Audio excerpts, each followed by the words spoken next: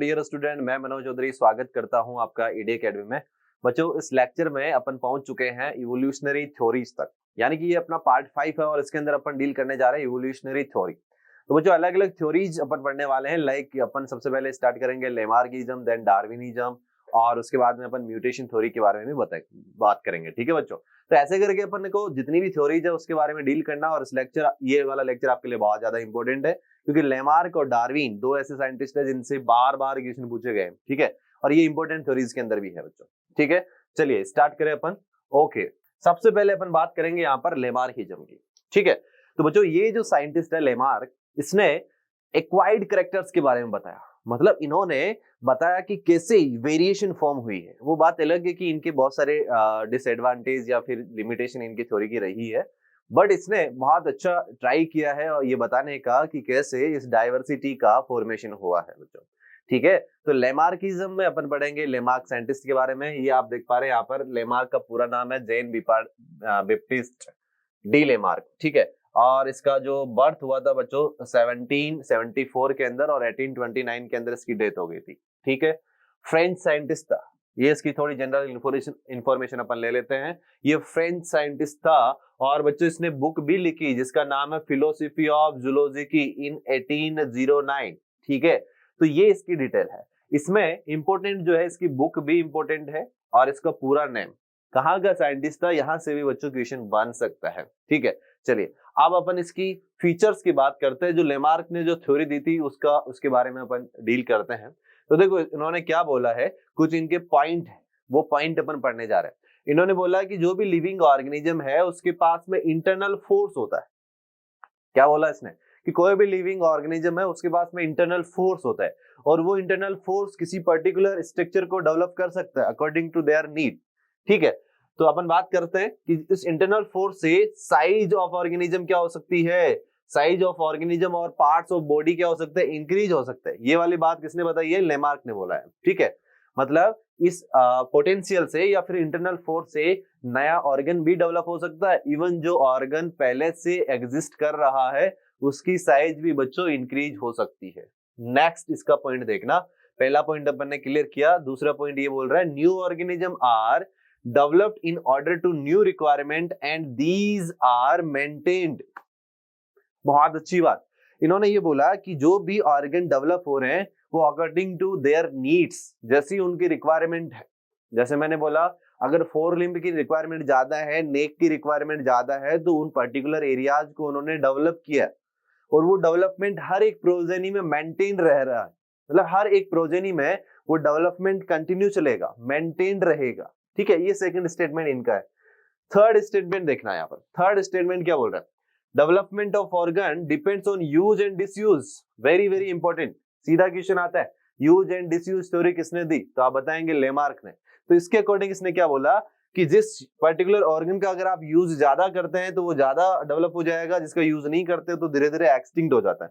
तो use and disuse creates variations.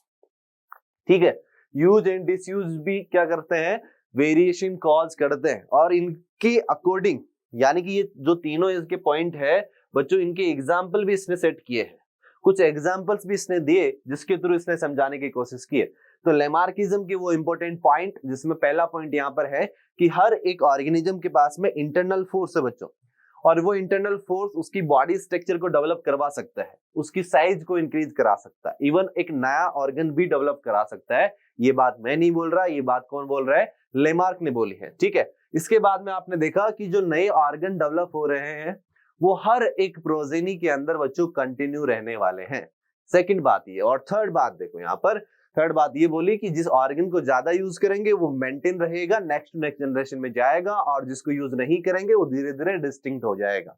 यानी कि यूज एंड डिसयूज थ्योरी भी लेमार्क ने दी है। मतलब इसका पॉइंट है यूज एंड डिसयूज, और इन्होंने बताया कि यूज एंड डिसयूज से वेरिएशन कॉज होती है। ठीक है, चलिए अब अपन कुछ एग्जांपल्स की बात कर लेते हैं जिसके थ्रू इसने इन पॉइंट्स को बताने की कोशिश की है। चलिए यहां पर आप देखेंगे, neck of giraffe and disappeared leg of snake. ये दो एग्जांपल इसके हैं जिसके थ्रू इसने यूज एंड डिसयूज को प्रूव किया है, यूज एंड डिसयूज को प्रूव करके बताया। ठीक है, और देखो एक और पॉइंट यहाँ पर रिमेन रह गया अपने पास में। इन्होंने ये बोला कि हर एक नया कैरेक्टर जो है वो नेक्स्ट टू नेक्स्ट जनरेशन में जाएगा। यानी कि एक्वायर्ड कैरेक्टर हेरिटेबल होते हैं, ये वाली बात भी लेमार्क ने बोली है। इन्होंने बोला हर एक एक्वायर्ड कैरेक्टर को आप नेक्स्ट टू नेक्स्ट जनरेशन में पास ऑन कर सकते हैं। वो बात अलग है कि ये चीज गलत बोली उन्होंने, ठीक है, और इसको उन्होंने प्रूव भी नहीं किया था। इवन डार्विन आए थे वो भी प्रूव नहीं कर पाए। इसका मतलब कहीं ना कहीं इसमें कोई प्रॉब्लम रही है जिसे अपन लिमिटेशन कर रहे हैं, वो लिमिटेशन अपन इसके लास्ट में पढ़ने वाले बच्चों, ठीक है। तो इन सारे पॉइंट्स को उन्होंने दो एग्जांपल से यहाँ पर समझाने की कोशिश की है। तीसरा एक और एग्जांपल अपन ले लेते हैं। लाइक अपन बात करते हैं eye disappear of eyes in cave fish. जो केव के अंदर फिशेज रहती है उनके अंदर आईज नहीं होती है, तो यूज एंड डिसयूज कहीं ना कहीं वो भी प्रूव हो रहा है। यहाँ पर भी ये दोनों एग्जाम्पल जो मोस्ट पॉपुलर एग्जाम्पल है लेमार्क के, वो ये शो कर रहे हैं कि कैसे आप किसी भी ऑर्गन को डेवलप कर सकते हैं या फिर उसको हटा सकते हैं। लाइक अगर जिराफ की बात करें तो यहाँ पर अपन बात करेंगे कि नेक ऑफ जिराफ कैसे बड़ी होगी, जिराफ की गर्दन कैसे बड़ी है अकॉर्डिंग टू लेमार्क। तो आप खुद समझ सकते हैं कि अगर आप एक जिराफ की स्टडी करते हैं, उसकी इवोल्यूशनरी हिस्ट्री को अगर आप उठा के देखते हैं, तो बच्चों जब शुरू के अंदर जिराफ इवोल्व हुई थी तो वो बहुत छोटी थी। यानी कि उस टाइम पर अगर आप बात करेंगे कि जैसे जैसे इकोलॉजिकल सक्सेशन चलता है, आपको इसके साथ में इकोलॉजिकल सक्सेशन को भी एड ऑन करना होगा, उसको भी समझना होगा। यानी कि कोई भी लैंड एरिया, डेजर्ट एरिया भी बोल सकते हैं, या फिर ऐसा कोई भी एरिया है जो बिल्कुल खाली पड़ा हुआ है, वहां पर रॉक्स है और धीरे धीरे उसके अंदर इकोलॉजिकल सक्सेशन स्टार्ट होता है, तो आपको पता होगा रॉक्स धीरे धीरे फिर डीके होना स्टार्ट हो जाएगी और उससे आप देखेंगे कि छोटे छोटे वहां पर ग्रासेस ग्रो करेंगे। तो इसका मतलब इवोल्यूशनरी टाइम की अगर अपन बात करें तो सबसे पहले इस अर्थ के ऊपर ग्रासेस बनी होगी। मतलब ग्रासेस के टाइम की अगर मैं बात करूं तो वहां पर ग्रासेस धीरे धीरे हार्ब्स में, मतलब ग्रासेस धीरे धीरे हार्ब्स में, हार्ब्स फिर धीरे धीरे श्रब्स में कन्वर्ट हुई है और श्रब्स आगे जाकर आपको पता है जिम्ना और एंजियोस्पर्म बनाया है उन्होंने, ठीक है। तो ये एक ऑर्डर, एक हाइट भी प्लांट्स की बढ़ती गई है और धीरे धीरे वो डिसअपियर भी होते गए बच्चों। तो आप समझिए कि जो ग्रासेस के टाइम की जो जिराफ्स है, मतलब उन्होंने ग्रास उनको प्रॉपर वे से मिल रहा था, या फिर श्रब्स जिसे बोल सकते हैं, वो उनको प्रॉपर वे से मिल रही थी। तो उनकी नेक की साइज बहुत ही छोटी रहती थी और इजीली वो अपना फूड को ऑब्टेन कर लेती थी। बात समझ में आ रही है। बट ओवर द टाइम, यानी कि धीरे धीरे क्या हुआ कि वो ग्रासेज और श्रब्स भी धीरे धीरे डिसअपियर होने लगी और उनकी जगह बड़े प्लांटों ने उनकी जगह ऑक्यूपाई कर ली। इसका मतलब अब जिराफ को फूड इनटेक करना है तो कहीं ना कहीं अपनी गर्दन को लॉन्ग करना होगा, गर्दन को बढ़ाना पड़ेगा, अदरवाइज वो फूड इनटेक नहीं कर सकती। अल्टीमेटली यहाँ पर अगर देखा जाए तो नेचुरल सिलेक्शन लगता है, वो अपन डार्विन में पढ़ेंगे। बट यहाँ पर आप देख पा रहे हैं कि यूज ज्यादा हो रहा है। अकॉर्डिंग टू लेमार्क अगर अपन बात करें तो यहाँ पर जिराफ की गर्दन का यूज ज्यादा हो रहा है, क्योंकि वो अपने फोर लिम्ब को पहले उठाएगी, उठाने के बाद एक पर्टिकुलर प्लांट तक पहुंचेगी और उससे पत्तियां खाएगी, लीफ को इंटेक करेगी, फीड करेगी। बात समझ में आ रही है। इसका मतलब ओवर द पीरियड उनका फोर लिम्ब बढ़ता गया, उनकी नेक की साइज बढ़ती गई, क्योंकि प्लांट्स धीरे धीरे क्या हो रहे थे, हाइट में ज्यादा हो रहे थे, हाइट उनकी बढ़ रही थी और छोटे प्लांट्स धीरे धीरे खत्म हो रहे थे। तो ओवर द पीरियड आपने देखा कि जिराफ की जो नेक है वो धीरे धीरे लॉन्ग होती गई, लॉन्ग होती गई। तो इसका मतलब सबसे ज्यादा यूज किया उसने अपनी गर्दन का, तो वो बड़ी हो गई अकॉर्डिंग टू लेमार्क। चलो पहला एग्जाम्पल यहाँ पर सेट होता है। अब अपन दूसरे एग्जाम्पल की बात करते हैं, डिसअपियर लेग्स ऑफ स्नेक। तो अगर अपन यूज एंड डिसयूज की बात करें तो देखो बच्चों, स्नैक्स जो है जनरली अकॉर्डिंग टू लेमार्क अगर अपन बात करें तो उनका पैरों का ज्यादा या फिर लेग्स का ज्यादा मूवमेंट या फिर ज्यादा यूज नहीं हो रहा था। तो ओवर द पीरियड उन्होंने अपने लेग्स को एक्सटिंक्ट कर ली। ये बात मैं नहीं बोल रहा, ये बात लेमार्क बोल रहे हैं, ठीक है। बट इसके पीछे भी रीजन कुछ और है, ठीक है। तो यूज नहीं हो पा रहे थे, यूज नहीं हो पा रहे तो डिस्टिंक्ट हो गई लेग्स ऑफ स्नेक।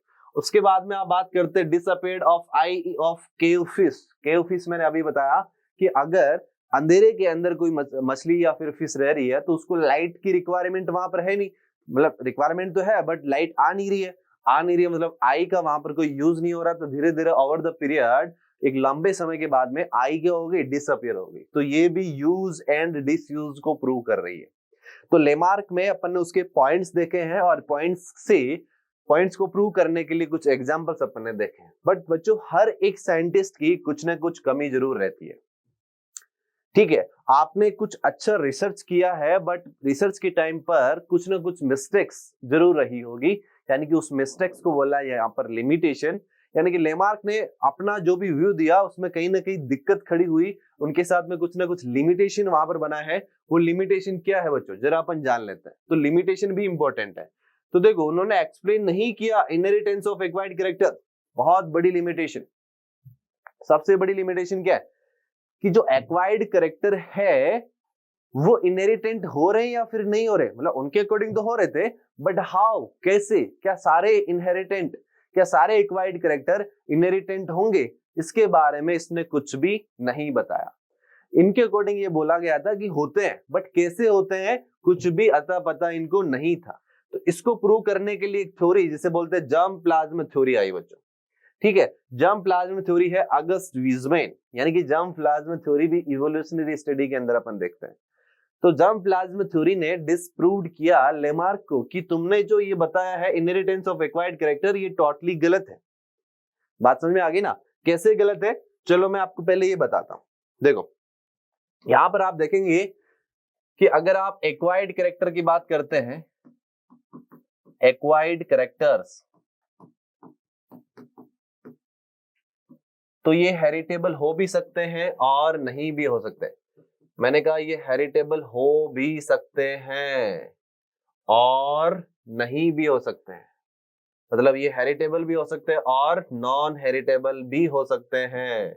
किस केस में हेरिटेबल होंगे और किस केस में नॉन हेरिटेबल होंगे, जरा इसको आपको समझना पड़ेगा बच्चों। ठीक है, ये बात विजमैन ने बताई थी, अगस्त विजमैन ने क्लियर किया कि किस केस में एक्वायर्ड कैरेक्टर हेरिटेबल होंगे और बच्चों किस केस में ये नॉन हेरिटेबल होंगे। तो जरा समझो हेरिटेबल की कहानी। तो देखो अगर मैं हेरिटेबल की बात करूं तो यहाँ पर सेल का इन्वॉल्वमेंट होगा, सेल। ठीक है, और सेल में भी आप देखेंगे हेरिटेबल मैटर क्या होता है, यहाँ पर सेल में भी हेरिटेबल मैटर जो होता है वो न्यूक्लिक एसिड होता है, न्यूक्लिक एसिड। बात समझ में आ गई ना, न्यूक्लिक एसिड हेरिटेबल मैटर होता है। तो यहाँ पर दो तरह की सेल्स होती है बच्चों, दो तरह की सेल्स होती है। तो मैंने यहाँ पर सेल्स को डिवाइड किया, दो तरह की सेल्स यहाँ पर अपन लेने जा रहे हैं। एक को बोला है सोमेटिक सेल, एक को बोला अपन है सोमेटिक सेल, सोमेटिक सेल। ठीक है बच्चों, और दूसरा है अपनी जर्म सेल्स, जर्म सेल्स बोला। ठीक है, अब दोनों ही सेल्स है और दोनों के अंदर ही न्यूक्लिक एसिड मिलेगा। ऐसा नहीं है कि किसी एक पर्टिकुलर सेल में न्यूक्लिक एसिड होगा और दूसरी वाली में नहीं होगा, ऐसा बिल्कुल भी नहीं है। दोनों ही सेल में न्यूक्लिक एसिड बच्चों मिलने वाला है। अब इधर देखो, अगर मैं ऐसे बोलूं कि एक प्रोजेनी से अगर दूसरी प्रोजेनी में कोई जेनेटिक मैटर जाता है तो वो किसके थ्रू जाएगा, वो जाएगा पर्टिकुलर गैमेट्स के थ्रू। ये आपको पता होना चाहिए। यानी कि ये सोमेटिक सेल्स गैमेट्स बनाती है क्या? ये गैमेट्स नहीं बनाती है। ये गैमेट्स बनाती है क्या? ये गैमेट्स नहीं बनाएगी। बट ये तो गैमेट्स बनाती है ना बच्चों, ये तो गैमेट्स बनाएगी। ठीक है, तो यहां पर अपन बात करेंगे ये गैमेट्स बनाती है।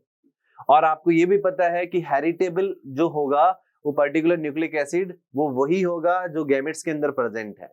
और गैमेट्स ओनली कौन सी बना रही है? जर्म सेल्स में। तो अगर बच्चों जर्म सेल्स में कोई भी चेंज होता है या फिर कोई भी इंटरफेयर होगा जर्म सेल्स में तो वो नेक्स्ट प्रोजेनी में जाएगा, अगर सोमेटिक सेल में हुआ तो नहीं जाएगा। मतलब यहाँ पर आप हेरिटेबल की बात करेंगे तो कौन सी सेल रेस्पॉन्सिबल है? यहाँ पर आप बात करेंगे germ cells are responsible for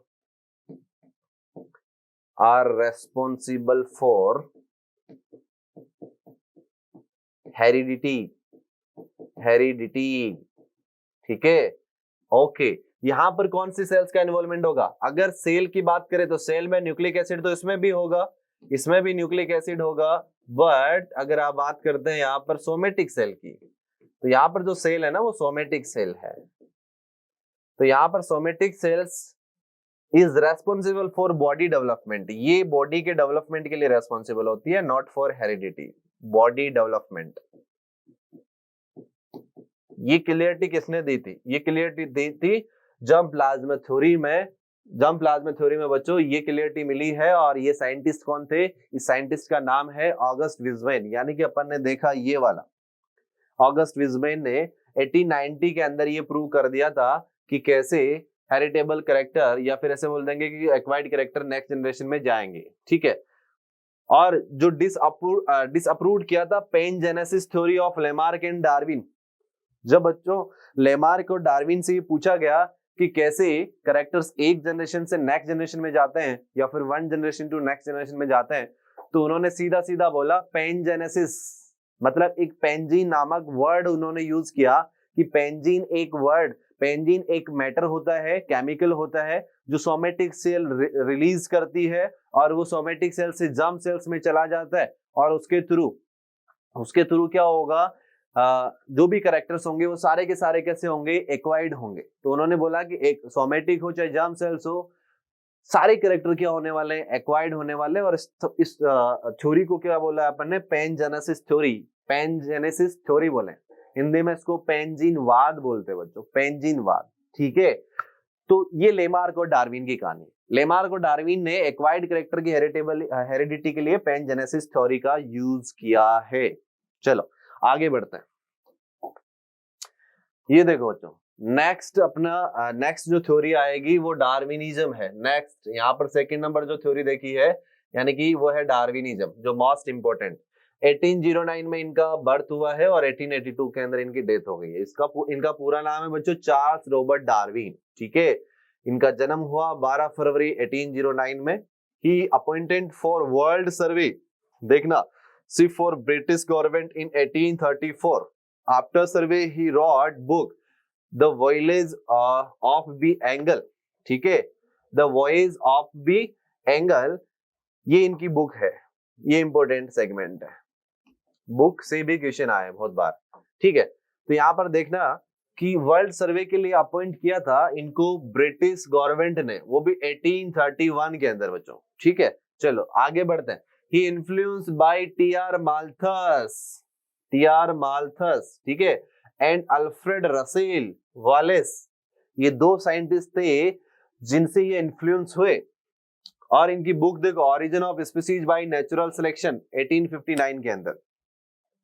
ठीक है, तो यहाँ पर आप देख रहे हैं ये जो साइंटिस्ट, इनकी बुक है origin of species by natural selection. Natural selection point जो है वो डार्विन को जाता है, मतलब ये क्रेडिट डार्विन को जाता है, बट एक्चुअल में नेचुरल सिलेक्शन के बारे में इन दोनों साइंटिस्टों ने ऑलरेडी पूरी की पूरी स्टडी डिटेल में कर ली थी। और ये दोनों ही साइंटिस्ट डार्विन के अच्छे क्लोजर थे और इनसे इन्फ्लुएंस भी हुए कि क्यों ना मैं भी आप ही के टॉपिक पे काम करूं।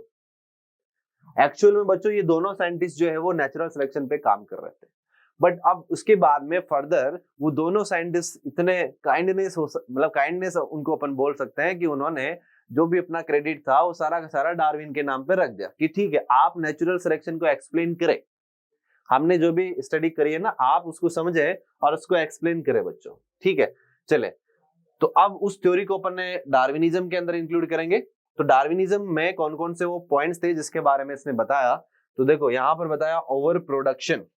ओवर प्रोडक्शन का मीनिंग समझो, यानी कि कोई भी ऑर्गेनिज्म जो है वो ज्यादा से ज्यादा रिप्रोड्यूस करता है फॉर मेंटेन देयर प्रोजेनी। ठीक है, ये पहला पॉइंट यहाँ पर है। मतलब कुछ पॉइंट्स है, लाइक अपन ने जैसे लेमार्क में पढ़े वैसे डार्विन के अंदर भी यहाँ पर पॉइंट्स है। तो पहला इसका पॉइंट्स क्या है यहाँ पर, ओवर प्रोडक्शंस। फिर है consultancy for pollutions, consultancy for pollutions नहीं आएगा, पॉपुलेशन आएगा ना, ये लो पॉपुलेशन। ठीक है, तो ये देखो कंसल्टेंसी फॉर पॉपुलेशन, तो पॉपुलेशन को मेंटेन रखना। ठीक है, ये एक ऑर्गेनिज्म का बहुत ही अच्छा फीचर या फिर नेचर होता है। ठीक है, according to Darwin. Struggle for existence, यानी कि कोई भी ऑर्गेनिज्म है वो एग्जिस्टेंस के लिए क्या करता है, स्ट्रगल करता है। फिर यूनिवर्सल अकरेंस ऑफ वेरिएशंस, और क्या बोला इन्होंने, मतलब ये इनके पॉइंट्स है, जो इन्होंने पॉइंट्स दिए हैं वो अपन पढ़ रहे हैं। इन्होंने बोला कि यूनिवर्सल अकरेंस ऑफ वेरिएशंस, जो वेरिएशन आपको दिख रही है वो पूरे यूनिवर्स के अंदर प्रेजेंट होती है, ये पूरे यूनिवर्स के अंदर प्रेजेंट है। ठीक है, इसके बाद में देखो नेचुरल सिलेक्शन, ये इंपॉर्टेंट है। ठीक है, नेचुरल सिलेक्शन का मतलब होता है survival of fittest, survival of fittest. जो फिट होगा नेचर के अकॉर्डिंग वही आगे जाकर सर्वाइव होगा।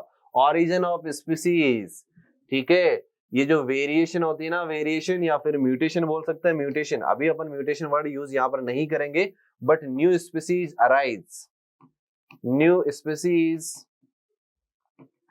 अराइज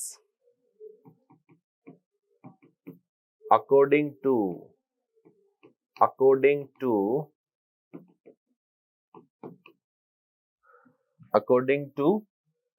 changes, environmental changes बोलेंगे, according to environmental changes। जैसे जैसे इन्वायरमेंट के अंदर बच्चों चेंज होते गए, नई नई स्पीसीज बनती गई। ये बात किसने बताई? ये बात बताई है डार्विन ने, है ना। एक्चुअल में इसका रीजन कुछ और है। चलो, ओवर प्रोडक्शन क्या है, ये जो मैंने अभी बताया है ये आप समझ पा रहे हैं। ओवर प्रोडक्शन का मतलब यही है कि कोई भी ऑर्गेनिज्म है वो नंबर इंक्रीज कर देगा रिप्रोडक्शन की, ताकि उससे ज्यादा ऑर्गेनिज्म बने। लाइक इसका एग्जांपल भी है पैरामीशियम। तो पैरामीशियम जो है बच्चों 3 to 4 टाइम जो है वो सिंगल डे के अंदर रिप्रोड्यूस कर लेता है बाय बाइनरी फिजन। इसका इंपॉर्टेंट एग्जांपल भी है किसका? ओवर प्रोडक्शन का। तो कोई भी प्रोजेनी अपने आप को मेंटेन करना चाहता है तो वो बहुत ज्यादा क्या करेगा? रिप्रोडक्शन करेगा। और इसका अच्छा एग्जांपल है पैरामीशियम। पैरामीशियम एक तरह का प्रोटोजोन्स के अंदर आता है। पैरामीशियम को आप प्रोटोजोन्स के अंदर पढ़ते हैं बच्चों। और पैरामीशियम जो है वो क्या करेगा? 3 to 4 टाइम डिवाइड कर लेगा। 3 to 4 टाइम अपने आप को क्या कर लेता है? डिवाइड कर लेता है एक सिंगल दिन के अंदर, एक सिंगल डे के अंदर, बाय द बाइनरी फिजन। इसमें जो रिप्रोडक्शन होगा वो एसेक्सुअल होगा बच्चों, ठीक है। फिर कंसिस्टेंसी इन पॉपुलेशन, अभी मैंने आपको बताया है कि अगर उनको अपनी जनरेशन को मेंटेन रखना है इस अर्थ के ऊपर, अपने आप को बनाए रखना है, तो उनको क्या करना पड़ेगा? रिप्रोडक्शन करना पड़ेगा, ठीक है। ये देखो, तो यहाँ पर अपन ने देखा consistency in population size remain same of an individual bye death rate और बर्थ रेट। हाँ, ये देखो, मतलब ओवर प्रोडक्शन में तो मेंटेन रखने के लिए रिप्रोडक्शन, और कंसिस्टेंसी ऑफ पॉपुलेशन का मतलब क्या है कि बर्थ रेट, रिप्रोडक्शन से आएगी बर्थ रेट। यानी कि अगर आप बात करते हैं कि पर्टिकुलर एक एरिया है और उस एरिया के अंदर कितने इंडिविजुअल्स पे नए बच्चे जन्म ले रहे हैं, उसको अपन ने बर्थ रेट बोला। और कितने बच्चे, या बच्चे नहीं बोलेंगे, कितने वहां पर पर्सन्स जो है वो खत्म हो रहे हैं, उसको अपन डेथ रेट बोला है। तो डेथ रेट और बर्थ रेट कहीं ना कहीं क्या रहती है? इक्वल रहती है, ताकि पॉपुलेशन क्या रहती है? मेंटेन रहे। चलो, इसके बाद में आप देखेंगे स्ट्रगल फॉर एग्जिस्टेंस। ये वही वर्ड है जो मैंने आपको बताया है। स्ट्रगल फॉर एग्जिस्टेंस का मतलब क्या होता है? अगर किसी को सरवाइव करना है तो स्ट्रगल करेगा बच्चों। बिना स्ट्रगल के कोई सरवाइव नहीं कर सकता, इस बात को समझो। स्ट्रगल फॉर एग्जिस्टेंस का मतलब ठीक उसी तरह से जैसे मान लो आप अपने घर पे रह रहे हैं और आपको भी बहुत सारी चीजों के लिए घर वालों से स्ट्रगल करना पड़ सकता है। लाइक अगर आपको लैपटॉप चाहिए, आपको अच्छा मोबाइल फोन चाहिए, अच्छी आपको बाइक चाहिए, तो कहीं ना कहीं स्ट्रगल करना पड़ेगा। एक दो बार तो घर पे डांट सुननी पड़ेगी, आपको बोलना पड़ेगा, ठीक है, कि मेरे को ये पर्टिकुलर चीज चाहिए।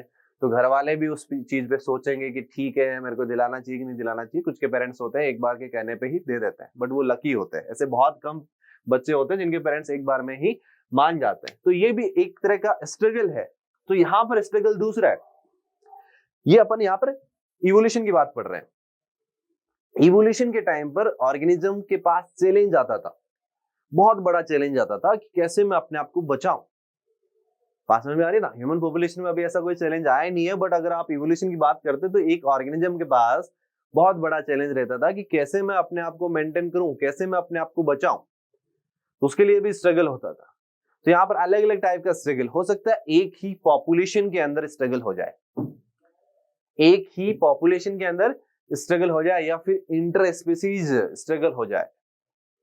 इंट्रा स्पीसीज एक ही पॉपुलेशन के अंदर, इंटर स्पीसीज दो अलग अलग स्पीसीज के अंदर स्ट्रगल हो जाए, या फिर फाइट उनके अंदर हो जाए बच्चों। तो वो जो है उसको बोलेंगे आप स्ट्रगल फॉर एग्जिस्टेंस, ठीक है। तो ये जरूरी है। तो तीन तरह के यहाँ पर आपने देखा, intra species with in the same species अगर कोई स्ट्रगल होता है, इंटर स्पीसीज दूसरी स्पीसीज, और तीसरा जो स्ट्रगल होता है वो इन्वायरमेंट के साथ में होता है। इन्वायरमेंट से भी स्ट्रगल होता है। मान लो आप जिस पर्टिकुलर एरिया में कोई ऑर्गेनिज्म रह रहा है और वहां पर सडनली वॉल्केनो इरप्शन हो गया, तो इन्वायरमेंट से स्ट्रगल, कैसे वो बचें, कैसे दूर जाएं। जो भी इन्वायरमेंट में चेंजेस हुए हैं, जो भी इन्वायरमेंट के अंदर अनहोनी हुई है, तो उससे कैसे बचा जा सके, तो वो भी एक तरह का चैलेंज उनके पास में आ जाता है। तो तीन तरह के चैलेंज बच्चों उस टाइम पर ऑर्गेनिज्म के पास में आए हैं। पहला आपने देखा within the species, between species और with the environment. Major reason क्या है स्ट्रगल के? तो यहाँ पर आपने देखा फूड, दूसरा शेल्टर और तीसरा मेटिंग।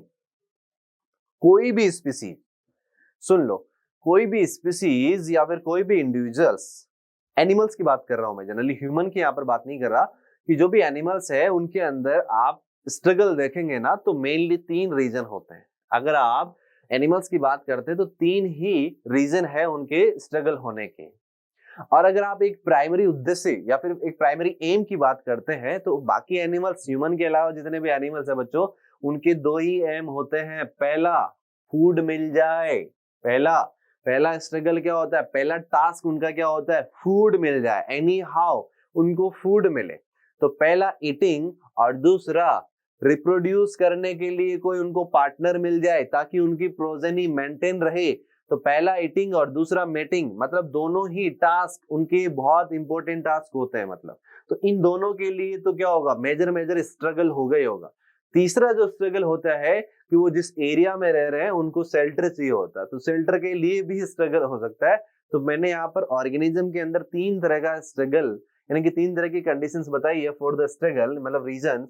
पहला फूड के लिए होता है बच्चों, फूड के लिए स्ट्रगल होगा। और मेटिंग के लिए क्या होगा यहाँ पर स्ट्रगल, और तीसरा शेल्टर के लिए स्ट्रगल होगा। ये स्ट्रगल अब अपन देखेंगे। फूड के लिए जो स्ट्रगल होता है ना, फूड के लिए स्ट्रगल, ये हो सकता है विद इन द स्पीसीज हो, मतलब इंट्रा स्पीसीज भी हो सकता है या फिर इंटर स्पीसीज भी स्ट्रगल हो सकता है बच्चों। शेल्टर के लिए भी सेम है, इंटर और इंट्रा दोनों के अंदर हो सकता है। मेटिंग के लिए जनरली इंट्रा होगा, इंट्रा। मेटिंग के लिए जो स्ट्रगल होता है वो इंट्रा होता है, इंटर नहीं होगा। जब इंट्रा पॉसिबल नहीं होता तो हो सकता है कि वो स्विच करे किसी दूसरी स्पीसीज में और उसे एक थर्ड ही टाइप की स्पीसीज फॉर्म हो सकती है। वो अपन डिटेल में देखने वाले हैं बच्चों, वो सारी चीजें अपन देखेंगे। चलो, इसके बाद में आप बात करते हैं फोर्थ नंबर जो मैंने आपको बताया, यूनिवर्सल अकरेंस ऑफ वेरिएशंस, मतलब हार्मफुल वेरिएशन सेलेक्ट नहीं होती है, यूजफुल वेरिएशन सेलेक्ट हो जाती है बाय द नेचर। ये बात किसने बताई, ये बात बताई है डार्विन ने। तो ये सारे पॉइंट्स अपन डार्विन के पढ़ रहे हैं। लाइक अगर अपन बात करें लेमार्क की तो वहां पर 3 पॉइंट पढ़े थे, यहाँ पर ये डार्विन के वो सारे पॉइंट है जो उन्होंने बखान किए, उन्होंने बताया कि ऐसा ऐसा होता था इन्वायरमेंट में, ऐसा ऐसा हुआ है, ये चैलेंज आए हैं इन्वायरमेंट्स के पास में, और ये काम उन्होंने किए हैं, और प्रोडक्शन उन्होंने किया है, स्ट्रगल उन्होंने किया है एग्जिस्टेंस के लिए, नेचुरल सिलेक्शन उनके ऊपर लगा है। बात में आ गई ना। और भी उन्होंने बोला ये वेरिएशन क्यों है, अल्टीमेटली इवोल्यूशन के बारे में वो बताना चाह रहे हैं। चैप्टर ही इवोल्यूशन है। ओरिजिन अपन ने देखा कैसे ओरिजिन हुआ, अब इवोल्यूशन की कहानी अपन पढ़ रहे हैं कि कैसे इवोल्यूशन हुआ। और 5वां पॉइंट जो इंपॉर्टेंट है वो नेचुरल सिलेक्शन है बच्चों। अभी मैंने आपको बताया survival of fittest term given by Spencer. In Spencer ने नेचुरल सिलेक्शन टर्म दी है। और सर्वाइवल ऑफ फिटेस्ट मतलब अगर आपको नेचर में फिट रहना है तो आपको नेचर के अकॉर्डिंग, मतलब नेचर में आपको अगर सर्वाइव करना है इन्वायरमेंट के अंदर, तो उस इन्वायरमेंट के जो भी चैलेंजेस है आप अच्छे से उसको एक्सेप्ट कर सकते हैं या फिर नहीं कर सकते। आप नेचर के अकॉर्डिंग फिट है या फिर नहीं है। जो फिट होगा वो आगे की ओर जाएगा, सिलेक्ट हो जाएगा, और जो फिट नहीं होगा वो सिलेक्ट नहीं होगा। छठा पॉइंट देख लो, ओरिजिन ऑफ स्पीसीज।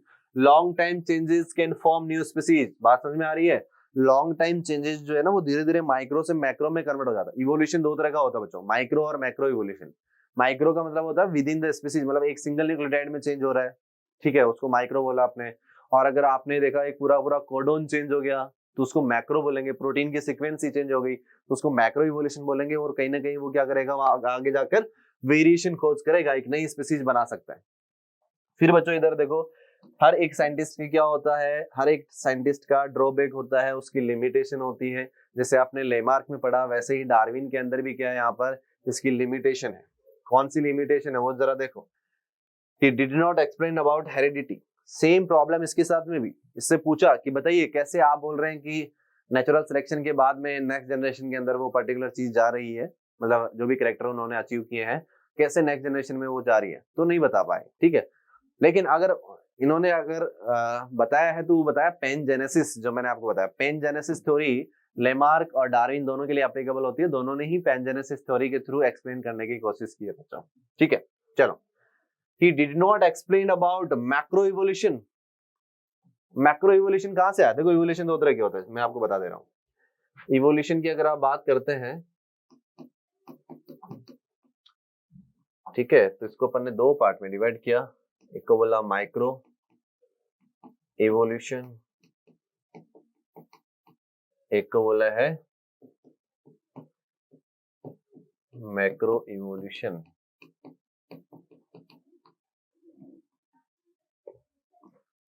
ठीक है। अब मैंने बोला लाइक ये एक सेल है, सेल का ये न्यूक्लियस और इसमें जेनेटिक मटेरियल डीएनए है, ये डीएनए यहाँ पर है। और अगर डीएनए के अगर आप सीक्वेंस ऐसे देखते हैं तो ये डबल स्ट्रैंडेड डीएनए है और यहाँ पर न्यूक्लियोटाइड है लाइक ATGC ATGC, ऐसे पर न्यूक्लियोटाइड की कहानी बता रहे हैं, ठीक है। और इसका कॉम्प्लीमेंट्री इसके नीचे मिलेगा, कॉम्प्लीमेंट्री इसके नीचे मिलेगा। तो बताओ इसका देखो TAC GTAC GTAC G, बात समझ में आ गई ना। ये यहाँ पर आप देखेंगे इनके अंदर बॉन्डिंग हो रखी है,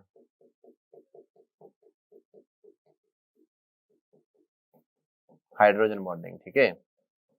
अब इधर देखो ये डीएनए है, ऐसा डीएनए मतलब अगर मैं आपको एक्चुअली रीजन बताऊं ना बच्चों इवोल्यूशन का, तो वो उसके लिए रेस्पॉन्सिबल है ओनली डीएनए। डीएनए में हुआ है म्यूटेशन और ये म्यूटेशन ही आज इतनी सारी वेरिएशन जो आप देख पा रहे हैं ना, इसके लिए जिम्मेदार है, इसके लिए रेस्पॉन्सिबल है। बट कैसे म्यूटेशन दो टाइप का है, माइक्रो हुआ है या फिर मैक्रो हुआ है, वो अपन समझने जा रहे हैं, है ना। तो evolutions on the basis of mutation, ऐसे देखो on the basis of mutation, mutation कैसा हुआ है, शॉर्ट म्यूटेशन या फिर लॉन्ग या फिर ऐसे बोल सकते हैं लार्ज म्यूटेशन। तो माइक्रो इवोल्यूशन में आप देखेंगे कि इसमें होता क्या है कि डीएनए का कोई एक सेगमेंट डिलीट हो गया, सेगमेंट इन द सेंस एक न्यूक्लियोटाइड डिलीट हो गया।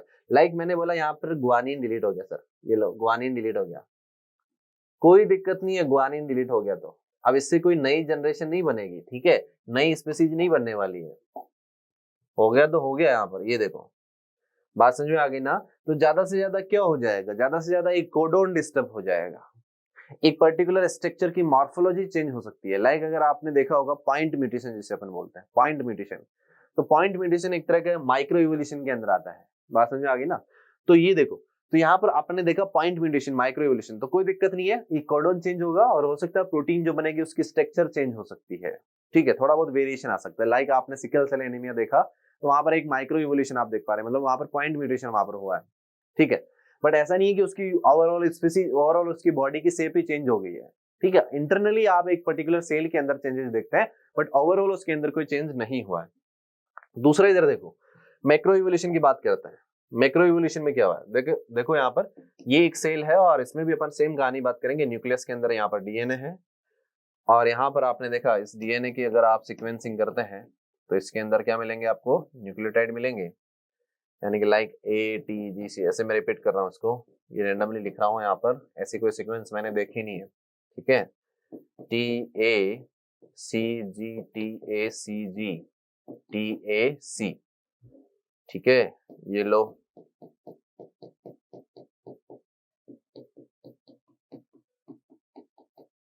अब इधर देखो, अगर मैंने कहा कम से कम कितने न्यूक्लियोटाइड डिलीट हो गए, यहाँ पर एक साथ 10 न्यूक्लियोटाइड डिलीट हो गए और इतना भयंकर इवोल्यूशन हुआ, 10 से भी ज्यादा हो गए, ये लो 10 से भी ज्यादा यहाँ पर क्या हो गए, डिलीट हो गए सर, ये पूरा का पूरा सीक्वेंस ही डिलीट हो गया। अब बताओ अब क्या होगा, इतना सारा इतना सारा डैमेज, इतना सारा डैमेज तो इसके अंदर क्या कर देगा, बहुत बड़ी दिक्कत खड़ी कर देगा, क्योंकि इससे कई सारे कोडोन बनने वाले थे, आपको पता है इससे बहुत सारे कोडोन बनने वाले थे आगे जाकर।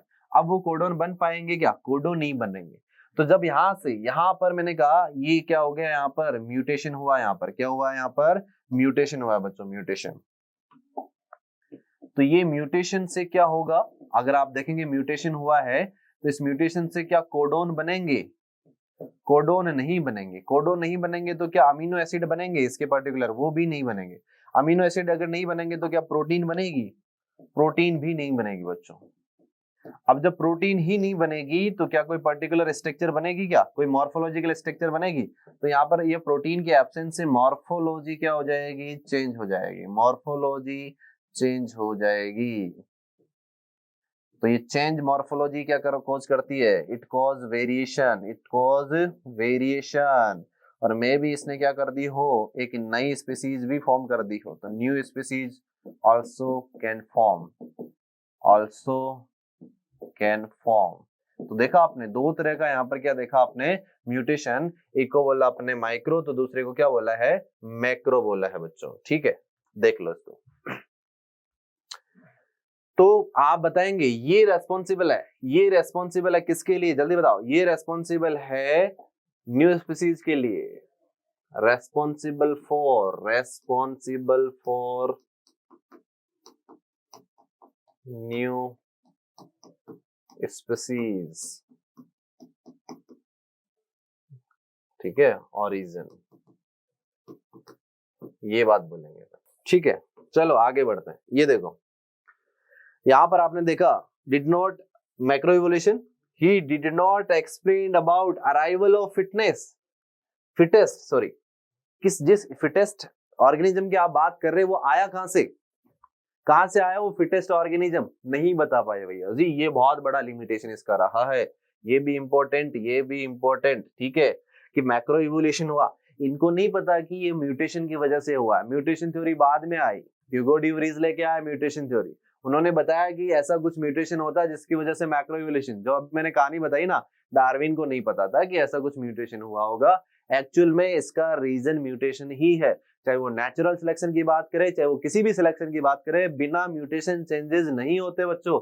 जब तक जेनेटिक मैटर में चेंज नहीं होगा तब तक कोई वेरिएशन या फिर कोई भी मॉर्फोलॉजिकल चेंज हो ही नहीं सकती।